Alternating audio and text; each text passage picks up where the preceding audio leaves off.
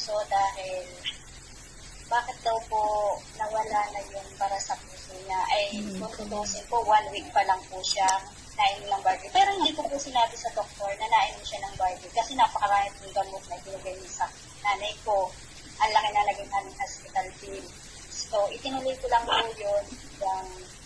Sabi ng nanay ko sa akin, paano daw lagi ko nakakaklong, ay mahal ang Bardi. So, hindi pa po ako nun member. So, sabi ko, huwag po kayo magkawala kasi gagawa ko ng paraan. Hanggang sa tuloy-tuloy po ang pag-inom niya at pagkakapagitan po ng aking mentor, tinulungan niya akong maging member para magkaroon ako ng malaking discount sa pili ng product. Sa ngayon po, uminom din naman po kami ng product.